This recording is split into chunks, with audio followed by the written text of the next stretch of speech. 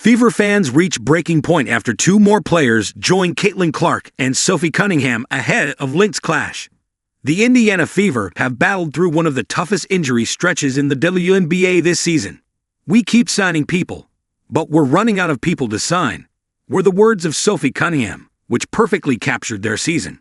How often do you see Caitlin Clark, her backup Sydney Colson, and the reinforcements, Aari McDonald and Odyssey Sims, all go down with injuries? What was supposed to be a season chasing greatness has instead spiraled into one of the most painful chapters in franchise history. Stephanie White and co. are heading into a crucial stretch that will see them face the Lynx again, followed by the Storm and the Sparks. If it wasn't looking bad already, the Fever dropped a media report that has quickly become the talk of the town. Right now, they have 6 players sidelined with injuries. Joining the list is Chloe Bibby, who sat out the last game against the Lynx after feeling discomfort in her left knee during pregame warm-ups. Odyssey Sims follows her with a groin injury she suffered in the same game. They now join an already crowded injury list that includes Sydney Colson, Sophie Cunningham, and Aari McDonald, all ruled out for the season, while the basketball world continues to patiently wait for Caitlin Clark to return from her groin injury. This expansive injury list right before the most crucial stretch of the season is anything but a morale booster. The Fever have brought in Aerial Powers and Shea Petty on hardship contracts to fill the gaps, but it hardly screams confident. But the Fever aren't the only ones feeling the sting. The fans are right in it with them, but first, they are going to need some answers. Fans react to Caitlin Clark and co. going down to bare bones. It's amazing how the refs allow the rest of the WNBA to assault the Fever players on a regular basis. One fan commented, "This frustration isn't new among Fever fans. They've long felt their players don't get the calls they deserve. The players have voiced it, Stephanie White has voiced it, and the clips have been circulated."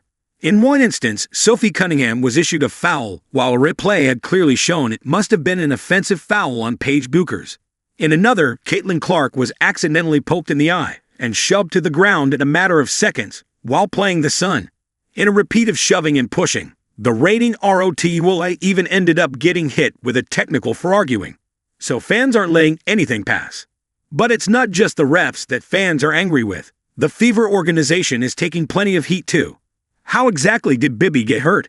This team is ridiculous on updating fans. "We already know CC's injuries are being misreported," one fan commented. Be it with Clark updates, including her delayed bone bruise report, or with Cunningham, the Fever seemed to have held back info. It was only after Sophie revealed on her podcast that she had suffered an MCL tear that the fans knew the details. They're going to keep writing, right groan, for Clark, but she's now on that ankle bone bruise timeline whether they want to admit it or not. One fan said, "When Clark went down with her 3rd groin injury, the team initially labeled it as day-to-day. It's been 14 games since, and the status has only been updated to no fixed return."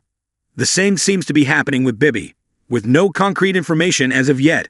The Australian hooper, who signed with the Fever on July 25 and impressed by averaging 9 points per game, earned herself a rest-of-the-season contract on August 1. Just 23 days later, she's already sidelined with an injury, and she has company. Odyssey Sims signed on a hardship contract on August 10 and rewarded with another the following week while averaging 8.5 points per game, is now also sidelined with a groin injury. So what's really going on with the Fever? Why are so many players getting hurt? One frustrated fan echoed the sentiment.